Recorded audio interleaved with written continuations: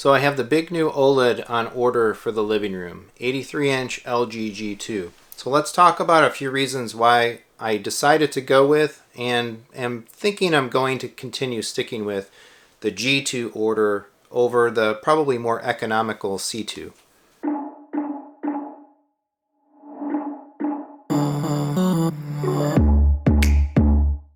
Alright, so a little bit just before recording this video, I did go ahead and jump on an LG G2 83-inch order for my living room, replacing the Sony X900H 85-inch that's up there. I do have a separate video on some of the reasons why I'm pulling the plug on the Sony after just a couple of years with it and moving over into the LG OLED domain. So take a look at that for some background and information. But one of the things that I've been debating a lot with this transition is the C2 versus the G2.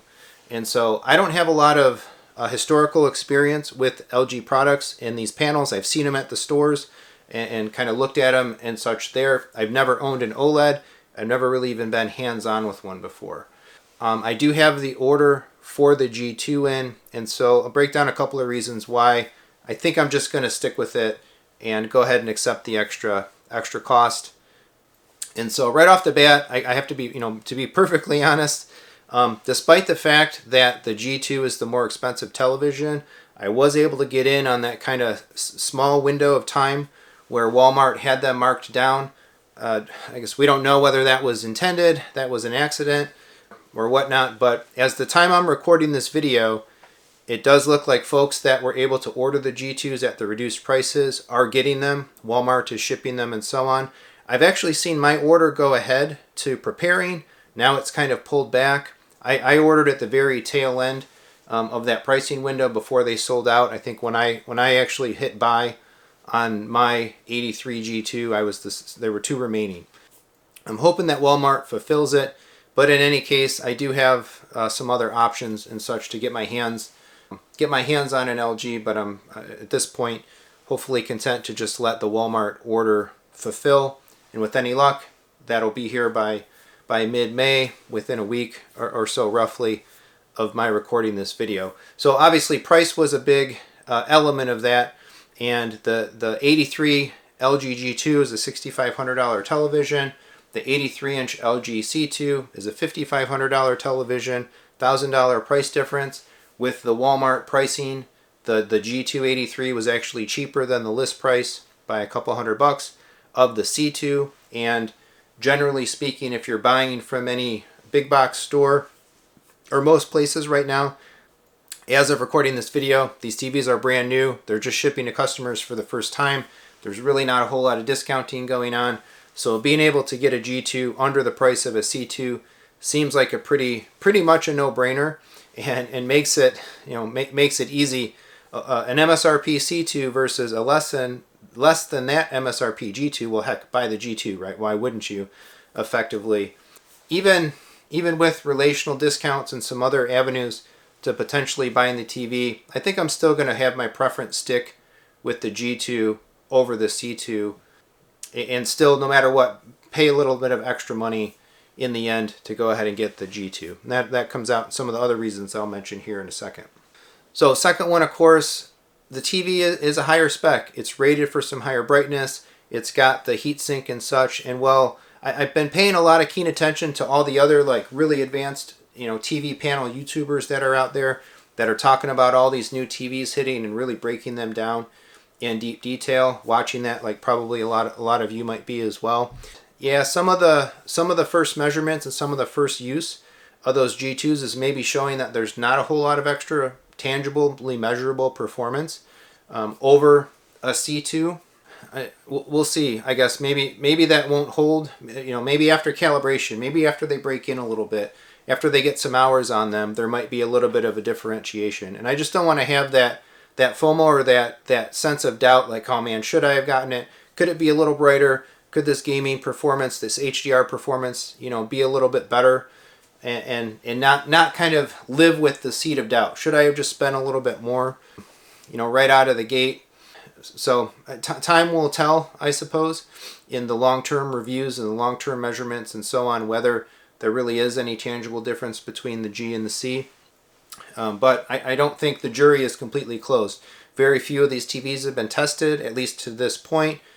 There's always going to be some variance, you know, model to model, specific build to specific build, performance to performance. And so I kind of just want to stick with the idea of go for that one off of the bat. It's higher spec, it's rated for a little bit higher performance, there's some value there, and hope that either with I get lucky, you know, draw a good number in the panel lottery, and get one in my hands that might actually realize some of that difference, thus making it worth kind of sticking with that one instead, and remove any of the FUD and the doubt about, well, should I or shouldn't I have just gone ahead and gotten it anyway. I really want this next TV to hang in there for a while. I said that with the Sony. I'm basically eating a lot of crow right now with my wife that, oh yeah, like, yeah, so anyway, we'll see how that goes. One of the other things, though, that's really valuable for me in terms of the G2 is the form factor, specifically related to the thinness. So when we designed our living room, I had our, you know, we built our house from scratch, and I worked with the folks building the house. We framed that specific bump out that exists in our living room. There's a nice inset where the wall-mounted TV kind of sets in, and I actually have devices on wall mounts behind the screen. But the depth of the TV, not having it protrude from the bump out, creates limitations for what might actually fit back there. So right now I've got an Apple TV back there. I've got the Switch on a wall mount behind there. That fits fine. Even a Sony Digital Edition PlayStation 5 is behind the TV and sitting okay. I might like to push the TV a little further back than I can because of that. But the one thing that I can't get back there is an Xbox Series X. The footprint, the square footprint, is just too big. It's like a 6-inch square, and I don't have 6 inches of clearance behind a deeper television. And so an LG G2 OLED, the 83 inch, is like 1.1 inches thick, whereas the C2 is like 2.25 inches thick, and that Sony that I have hanging up there is more on the order of 3 inches thick. So going from the Sony to the LG G2, I'm gaining 2 inches of depth. That's 2 inches of clearance, that's 2 inches of airflow, that's 2 inches more that I could just push the TV back before I'm hitting the stuff that's mounted on the wall behind it. And that's pretty big. It literally is a game of inches. The extra inch gained in usability, form factor, mounting, convenience, and all that stuff on the G2 versus the C2 is worth some value to me. Because who knows what, you know, the next consoles come out or the Pro consoles come out, what their form factor is going to be. Might they be a little bigger? Might they be a little deeper? And if they are, I need that clearance. And so that extra inch matters. It matters for the Xbox. I think as it is, switching now to the G2, I will be able to flush mount an Xbox Series X behind the screen. I cannot do that with the Sony. So I've had the Xbox, when I have it up in the living room, tucked into the corner, but you can see it there, and it's just not really great. It's not as clean as I would like it to be. It's not the whole kind of visual that I was going for, to have just the TV floating with nothing else, no other equipment and whatnot, source devices and such around it. So yeah, that depth, that minimal depth of the G2 is just awesome, and really helps my installation and my setup for what my goals are there. So one of the other differences, I guess, between the C2 and the G2 is in the warranty. You're looking at kind of a standard 1-year manufacturer warranty on the C2. You're looking at like a 5-year warranty on the G2. I don't know exactly why they do that.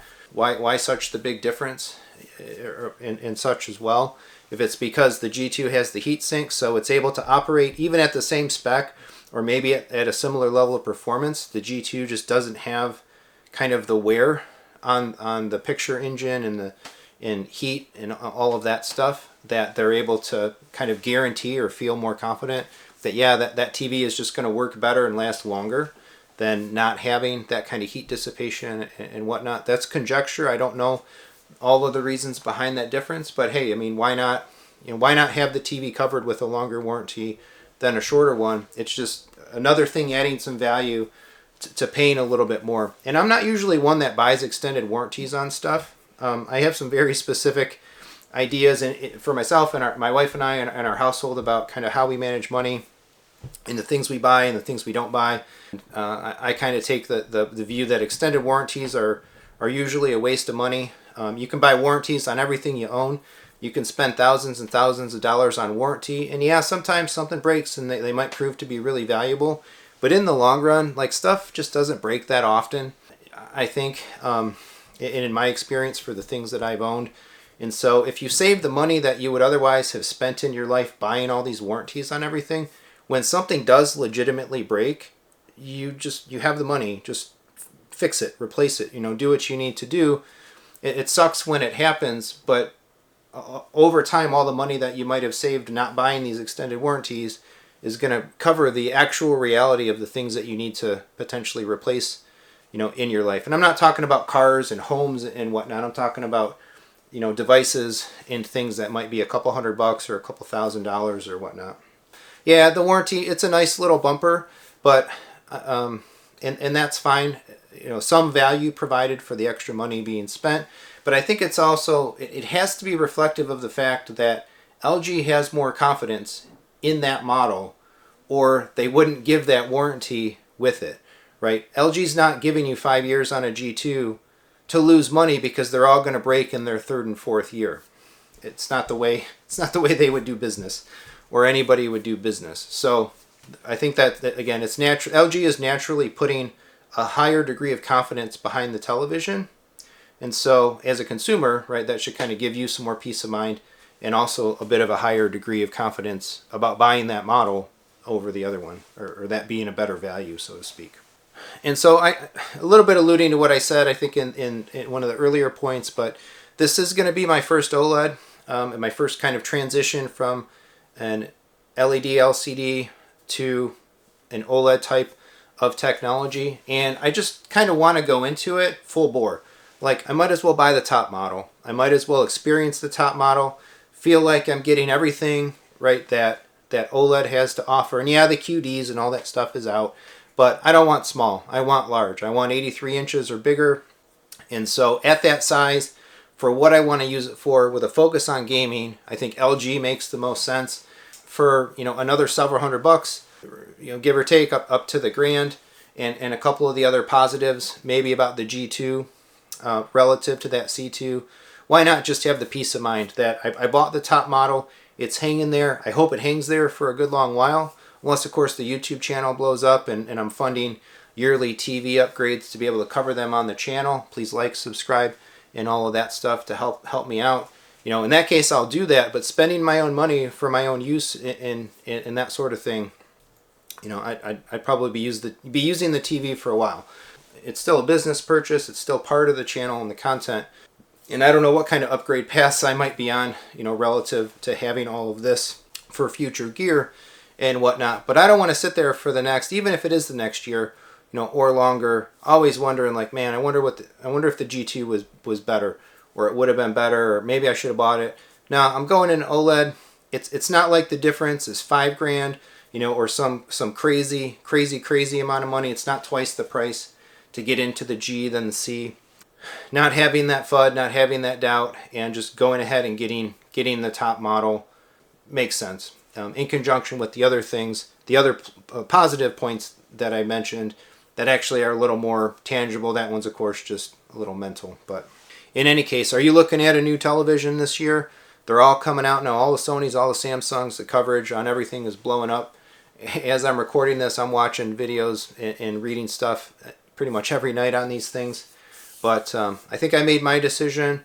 Let me know what you think. Let me know what you're thinking. You got a panel right now. You're looking for a new one. What are you weighing? What's important to you? Why would you buy a top or a higher model spec versus a different tier? All that stuff. Sound off in the comments. Let me know. I think I'm making a terrible decision. Just utterly wasting money. No reason at all to buy the G2. Should just buy the C2 and not even think twice and be happy with it. Let me know. Sound off in the comments. So otherwise, please like and subscribe. Look down in the description for some ways to support the channel. Thanks so much for watching. And there'll be a lot more coverage about panels and the LG and the OLED and all of that stuff coming soon for TV, movies, gaming, and the whole gamut. Thanks.